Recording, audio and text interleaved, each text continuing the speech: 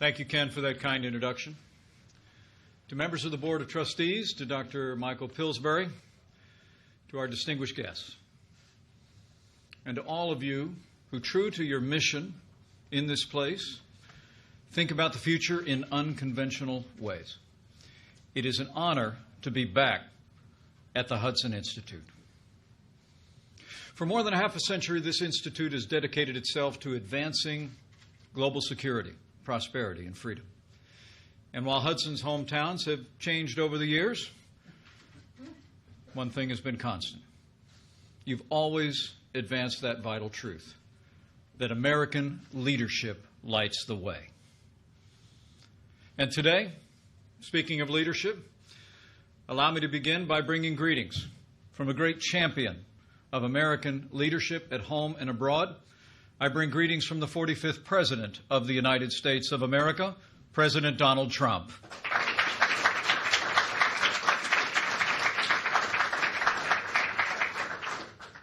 From early in this administration, President Trump has made our relationship with China and President Xi a priority. On April 6th of last year, President Trump welcomed President Xi to Mar-a-Lago. On November 8th of last year, President Trump traveled to Beijing, where China's leader welcomed him warmly. Over the course of the past 2 years, our president has forged a strong personal relationship with the President of the People's Republic of China, and they've worked closely on issues of common interest, most importantly, the denuclearization of the Korean Peninsula.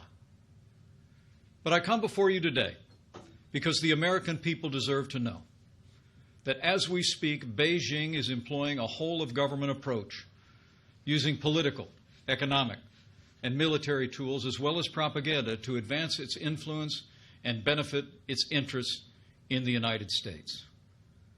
China is also applying this power in more proactive ways than ever before to exert influence and interfere in the domestic policy and politics of this country.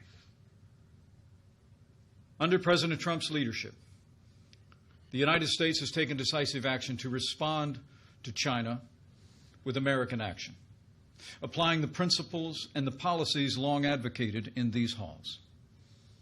In our national security strategy that the President released last December, he described a new era of great power competition. Foreign nations have begun to, as we wrote, reassert their influence regionally and globally. And they're contesting America's geopolitical advantages and trying, in essence, to change the international order in their favor. In this strategy, President Trump made clear that the United States of America has adopted a new approach to China. We seek a relationship grounded in fairness, reciprocity, and respect for sovereignty. And we have taken strong and swift action to achieve that goal.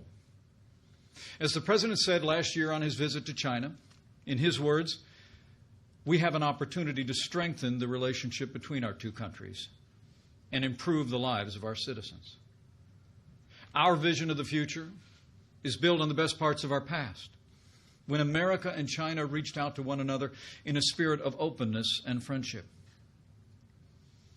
When our young nation went searching in the wake of the Revolutionary War for new markets for our exports, the Chinese people welcomed American traders laden with ginseng and fur. When China suffered through indignities and exploitations during her so-called century of humiliation, America refused to join in and advocated the open door policy so that we could have freer trade with China and preserve their sovereignty.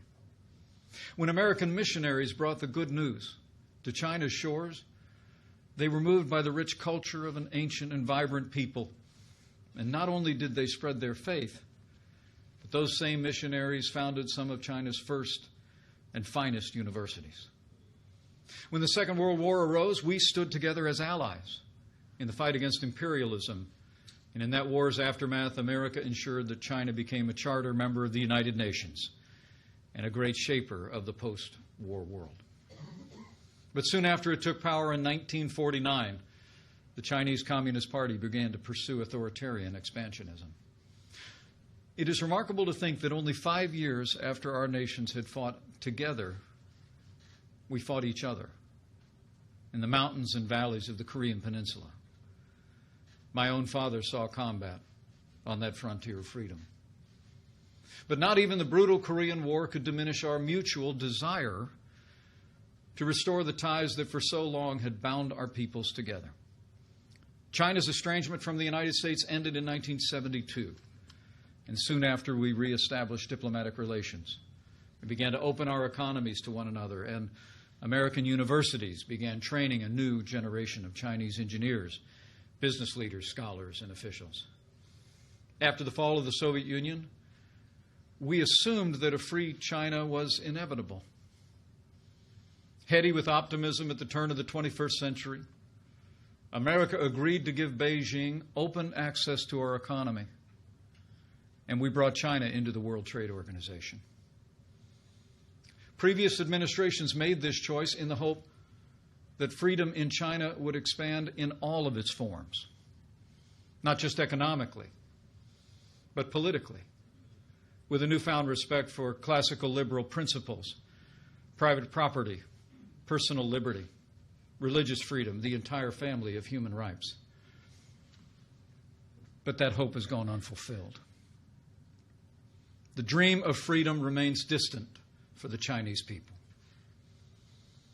And while Beijing still pays lip service to reform and opening, Deng Xiaoping's famous policy now rings hollow.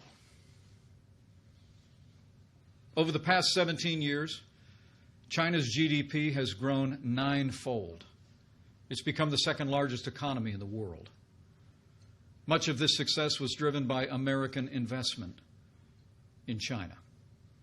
And the Chinese Communist Party has also used an arsenal of policies inconsistent with free and fair trade, including tariffs, quotas, currency manipulation, forced technology transfer, intellectual property theft, and industrial subsidies that are handed out like candy to foreign investment.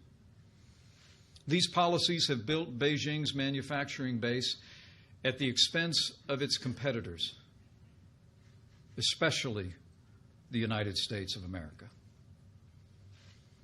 China's actions have contributed to a trade deficit with the United States that last year ran to $375 billion, nearly half of our global trade deficit. As President Trump said just this week, in his words, we rebuilt China over the last 25 years. Now, through the Made in China 2025 plan, the Communist Party has set its sights on controlling 90% of the world's most advanced industries, including robotics, biotechnology, and artificial intelligence. To win the commanding heights of the 21st century economy, Beijing has directed its bureaucrats and businesses to obtain American intellectual property, the foundation of our economic leadership, by any means necessary. Beijing now requires many American businesses to hand over their trade secrets as the cost of doing business in China. It also coordinates and sponsors the acquisition of American firms to gain ownership of their creations. Worst of all, Chinese security agencies have masterminded the wholesale theft of American technology, including cutting-edge military blueprints. And using that stolen technology, the Chinese Communist Party is turning plowshares into swords on a massive scale. China now spends as much on its military as the rest of Asia combined. And Beijing has prioritized capabilities to erode America's military advantages on land, at sea, in the air, and in space. China wants nothing less than to push the United States of America from the Western Pacific and attempt to prevent us from coming to the aid of our allies. But they will fail. Beijing is also using its power like never before. Chinese ships routinely patrol around the Senkaku Islands, which are administered by Japan. And while China's leaders stood in the Rose Garden at the White House in 2015 and said that his country had, and I quote, no intention to militarize the South China Sea, today, Beijing has deployed advanced anti-ship and anti-air missiles atop an archipelago of military bases constructed on artificial islands. China's aggression was on display this week when a Chinese naval vessel came within 45 yards of the USS Decatur as it conducted freedom of navigation operations in the South China Sea, forcing our ship to quickly maneuver to avoid collision. Despite such reckless harassment, the United States Navy will continue to fly, sail, and operate wherever international law allows and our national interests demand. We will not be intimidated, and we will not stand down.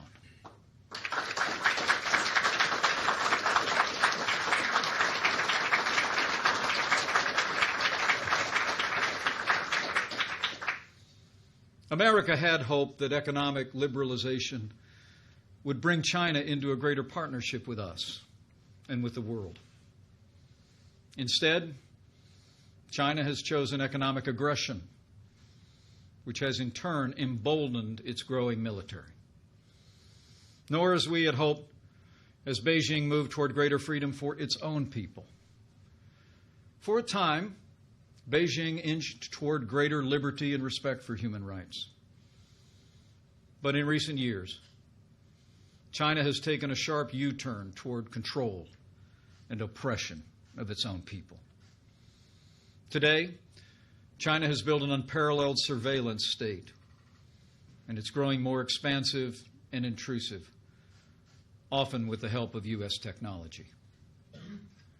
What they call the Great Firewall of China likewise grows higher, drastically restricting the free flow of information to the Chinese people. And by 2020, China's rulers aim to implement an Orwellian system premised on controlling virtually every facet of human life, the so-called social credit score. In the words of that program's official blueprint, it will allow the trustworthy to roam everywhere under heaven while making it hard for the discredited to take a single step. And when it comes to religious freedom, a new wave of persecution is crashing down on Chinese Christians, Buddhists, and Muslims. Last month, Beijing shut down one of China's largest underground churches. Across the country, authorities are tearing down crosses, burning Bibles, and imprisoning believers. And Beijing has now reached a deal with the Vatican that gives the avowedly atheist Communist Party a direct role in appointing Catholic bishops. For China's Christians, these are desperate times. Beijing is also cracking down on Buddhism. Over the past decade, more than 150 Tibetan Buddhist monks have lit themselves on fire to protest China's repression of their beliefs and their culture. And in Xinjiang, the Communist Party has imprisoned as many as 1 million Muslim Uyghurs in government camps, where they endure round-the-clock brainwashing. Survivors of the camps have described their experience as a deliberate attempt by Beijing to strangle Uyghur culture and stamp out the Muslim faith. As history attests, though, a country that oppresses its own people rarely stops there. And Beijing also aims to extend its reach across the wider world. As Hudson's own Dr. Michael Pillsbury has written, China has opposed the actions and goals of the United States government. Indeed, China is building its own relationships with America's allies and enemies that contradict any peaceful or productive intentions of Beijing. In fact, China uses so-called debt diplomacy to expand its influence. Today, that country is offering hundreds of billions of dollars in infrastructure loans to governments from Asia to Africa to Europe and even Latin America. Yet the terms of those loans are opaque at best, and the benefits invariably flow overwhelmingly to Beijing. Just ask Sri Lanka, which took on a massive debt to let Chinese state companies build a port of questionable commercial value. 2 years ago, that country could no longer afford its payments, so Beijing pressured Sri Lanka to deliver the new port directly into Chinese hands. It may soon become a forward military base for China's growing Blue Water Navy. Within our own hemisphere, Beijing has extended a lifeline to the corrupt and incompetent Maduro regime in Venezuela that's been oppressing its own people. They pledged $5 billion in questionable loans to be repaid with oil. China is also that country's single largest creditor, saddling the Venezuelan people with more than $50 billion in debt, even as their democracy vanishes. Beijing is also impacting some nations' politics by providing direct support to parties and candidates who promise to accommodate China's strategic objectives. Since last year alone, Chinese Communist Party has convinced 3 Latin American nations to sever ties with Taipei and recognize Beijing. These actions threaten the stability of the Taiwan Strait, and the United States of America condemns these actions. And while our administration will continue to respect our One China policy, as reflected in the 3 joint communiques and the Taiwan Relations Act, America will always believe that Taiwan's embrace of democracy shows a better path for all the Chinese people.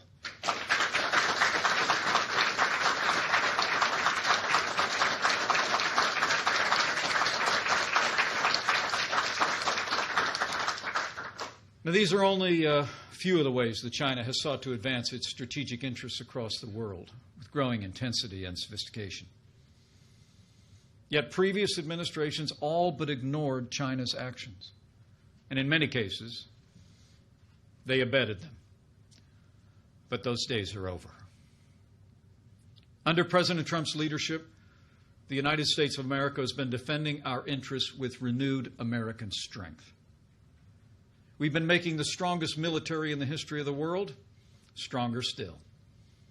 Earlier this year, President Trump signed into law the largest increase in our national defense since the days of Ronald Reagan. $716 billion to extend the strength of the American military to every domain. We're modernizing our nuclear arsenal. We're fielding and developing new cutting-edge fighters and bombers. We're building a new generation of aircraft carriers and warships. We're investing as never before in our armed forces. And this includes initiating the process to establish the United States Space Force to ensure our continued dominance in space, and we've taken action to authorize increased capability in the cyber world to build deterrence against our adversaries. At President Trump's direction, we're also implementing tariffs on $250 billion in Chinese goods, with the highest tariffs specifically targeting the advanced industries that Beijing is trying to capture and control. And as the President has also made clear, we will levy even more tariffs with the possibility of substantially more than doubling that number unless a fair and reciprocal trade deal is made.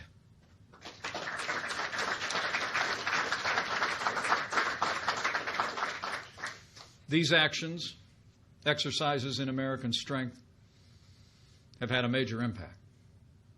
China's largest stock exchange fell by 25% in the first 9 months of this year, in large part because our administration has been standing strong against Beijing's trade practices. As President Trump has made clear, we don't want China's markets to suffer. In fact, we want them to thrive. But the United States wants Beijing to pursue trade policies that are free, fair, and reciprocal, and we will continue to stand and demand that they do.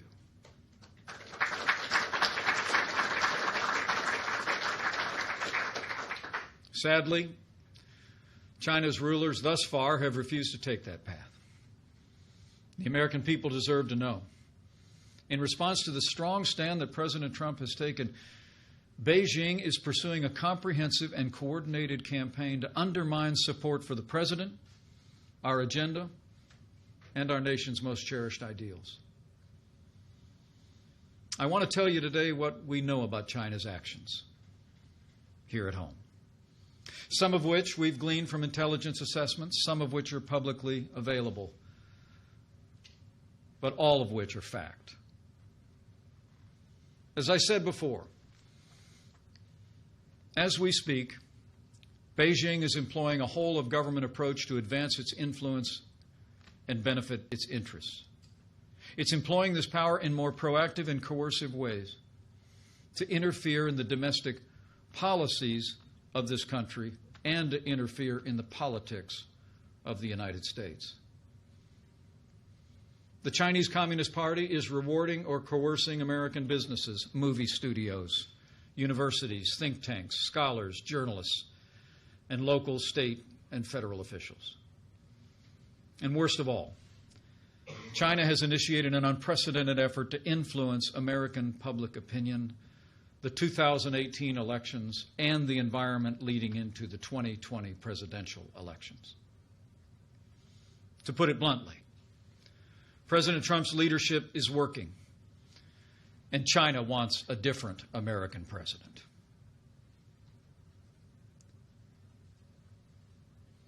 There can be no doubt. China is meddling in America's democracy. As President Trump said just last week, we have, in his words, found that China has been attempting to interfere in our upcoming midterm elections. Our intelligence community says that China is targeting U.S. state and local governments and officials to exploit any divisions between federal and local levels on policy. It's using wedge issues like trade tariffs to advance Beijing's political influence. In June, Beijing itself circulated a sensitive document entitled Propaganda and Censorship Notice. It laid out its strategy.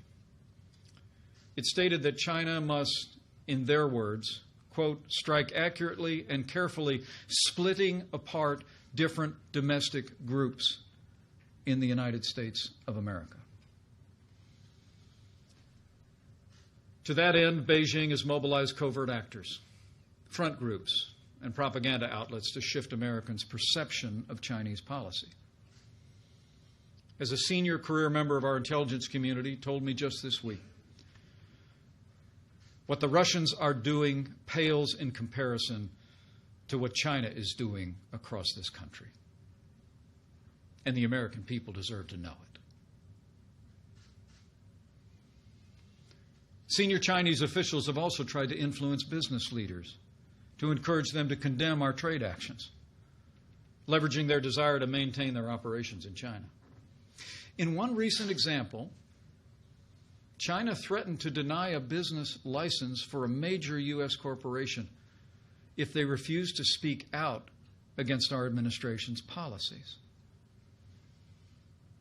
And when it comes to influencing the midterms, you need only look at Beijing's tariffs in response to ours. The tariffs imposed by China to date specifically targeted industries and states that would play an important role in the 2018 elections. By one estimate, more than 80% of U.S. counties targeted by China voted for President Trump and I in 2016. Now China wants to turn these voters against our administration. And China is also directly appealing to American voters. Last week, the Chinese government paid to have a multi-page supplement inserted into the Des Moines Register, the paper of record of the home state of our ambassador to China, and a pivotal state in 2018 and 2020. The supplement, designed to look like the news articles, cast our trade policies as reckless and harmful to Iowans. Fortunately, Americans aren't buying it. For example, American farmers are standing with this president and seeing real results from the strong stance that he's taken, including this week's U.S.-Mexico-Canada agreement, where we've substantially opened North American markets to U.S. products. The USMCA is a great win for American farmers and American manufacturers.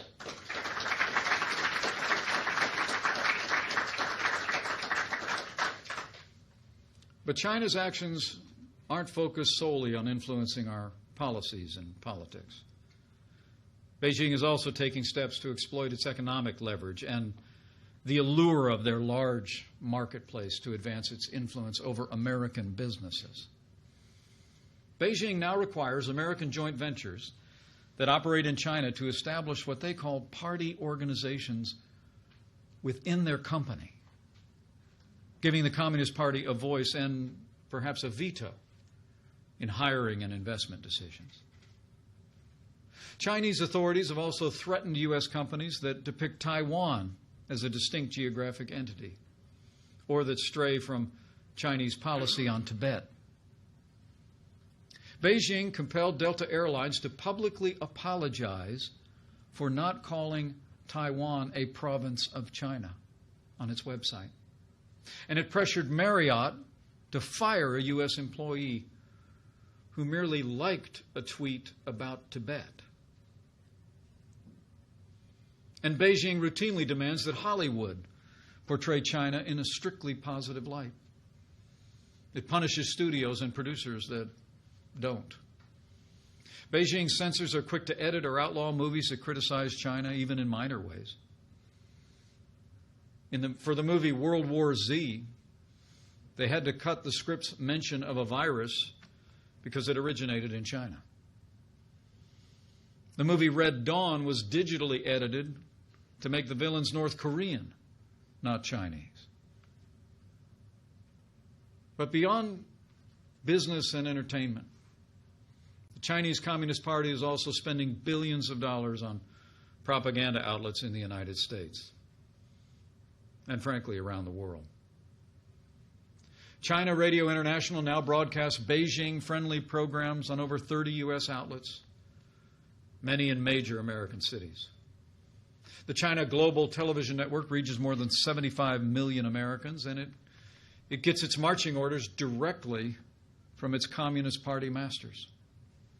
As China's top leader put it during a visit to the network's headquarters, and I quote, "The media run by the party and the government are propaganda fronts and must have the party as their surname." It's for those reasons and that reality that last month the Department of Justice ordered that network to register as a foreign agent. The Communist Party has also threatened and detained the Chinese family members of American journalists who pry too deep. And it's blocked the websites of U.S. media organizations and made it harder for our journalists to get visas. This happened after the New York Times published investigative reports about the wealth of some of China's leaders. But the media isn't the only place where the Chinese Communist Party seeks to foster a culture of censorship. The same is true across academia. I mean, look no further than the Chinese Students and Scholars Association, of which there are more than 150 branches across America's campuses. These groups help organize social events for some of the more than 430,000 Chinese nationals studying in the United States.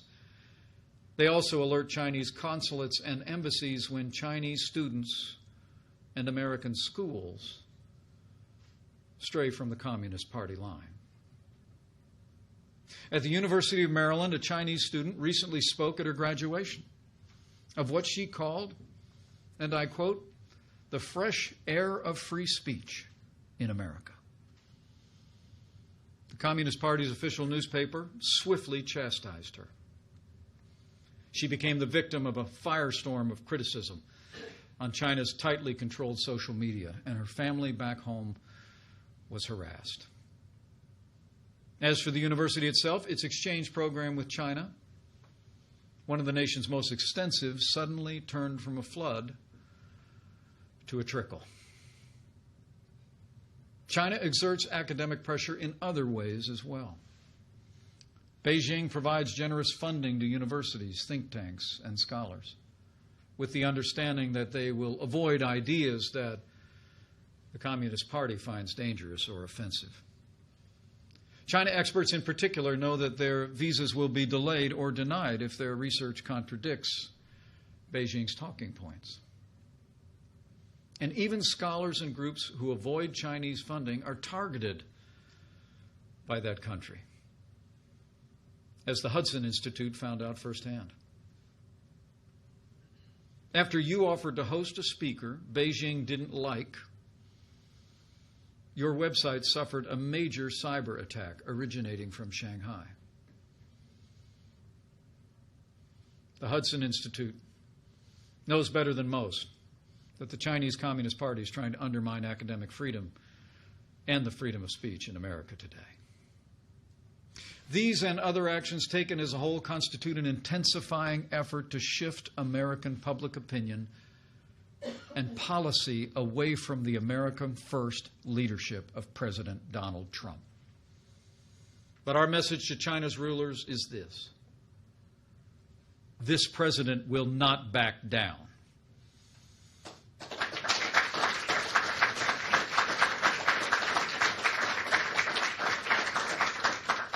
The American people will not be swayed, and we will continue to stand strong for our security and our economy,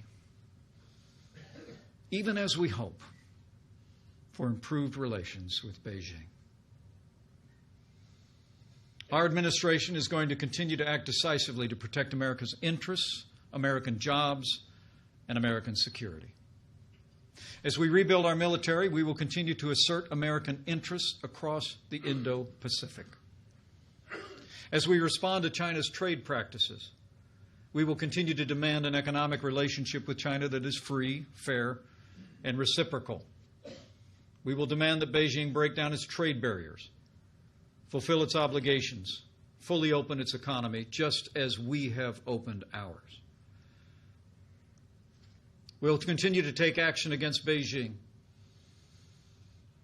until the theft of American intellectual property ends once and for all. And we will continue to stand strong until Beijing stops the predatory practice of forced technology transfer. We will protect the private property interests of American enterprise.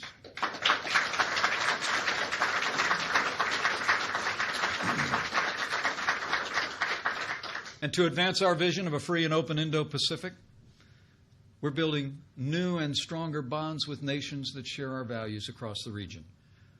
From India to Samoa, our relationships will flow from a spirit of respect, built on partnership, not domination.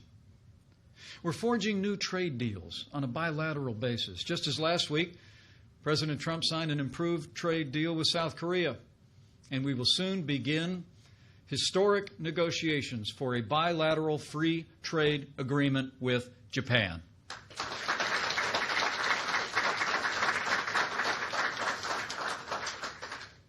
I'm also pleased to report that we're streamlining international development and finance programs.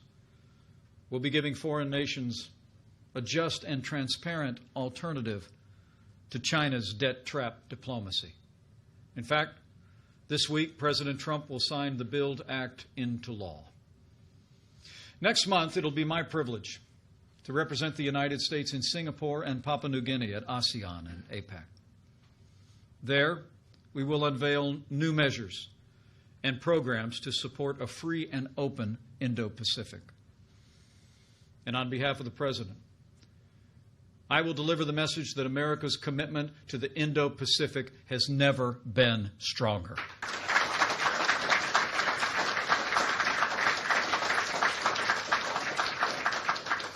Closer to home, to protect our interests, we recently strengthened CFIUS, the Committee on Foreign Investment, heightening our scrutiny of Chinese investment in America to protect our national security from Beijing's predatory actions. when it comes to Beijing's malign influence and interference in American politics and policy, we will continue to expose it, no matter the form it takes. We will work with leaders at every level of society to defend our national interests and our most cherished ideals. The American people will play the decisive role. In fact, they already are.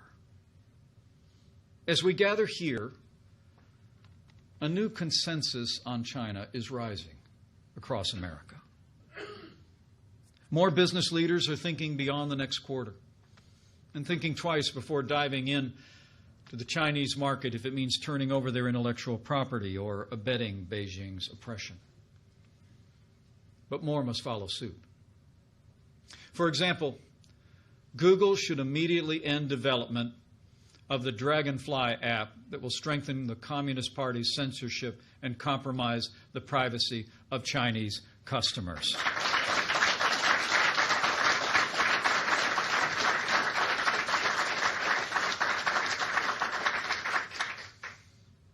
It's also great to see more journalists reporting the truth without fear or favor, digging deep to find where China is interfering in our society and why. And we hope that American and global news organizations will continue to join this effort on an increasing basis. More scholars are also speaking out forcefully and defending academic freedom, and more universities and think tanks are mustering the courage to turn away Beijing's easy money, recognizing that every dollar comes with a corresponding demand. And we're confident that their ranks will grow. And across the nation, the American people are growing in vigilance, with a newfound appreciation for our administration's actions and the President's leadership to reset America's economic and strategic relationship with China. Americans stand strong behind a president that's putting America first. And under President Trump's leadership, I can assure you, America will stay the course.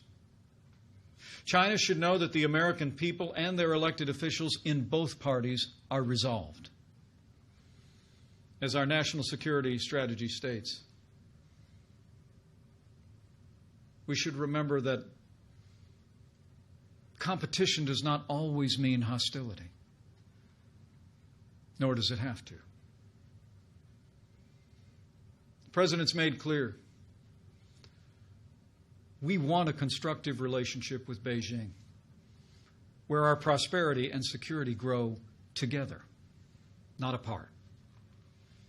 While Beijing has been moving further away from this vision, China's rulers can still change course and return to the spirit of reform and opening that characterize the beginning of this relationship decades ago. The American people want nothing more, and the Chinese people deserve nothing less. The great Chinese storyteller, Lu Xun, often lamented that his country, and he wrote, has either looked down at foreigners as brutes or up to them as saints, but never as equals. Today, America is reaching out our hand to China. And we hope that soon Beijing will reach back with deeds, not words, and with renewed respect for America. But be assured, we will not relent until our relationship with China is grounded in fairness, reciprocity, and respect for our sovereignty.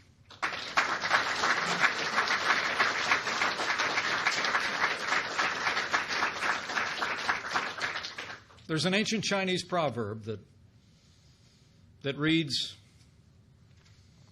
"Men see only the present, but heaven sees the future." As we go forward, Let us pursue a future of peace and prosperity with resolve and faith. Faith in President Trump's leadership and vision, and the relationship that he has forged with China's president. Faith in the enduring friendship between the American people and the Chinese people.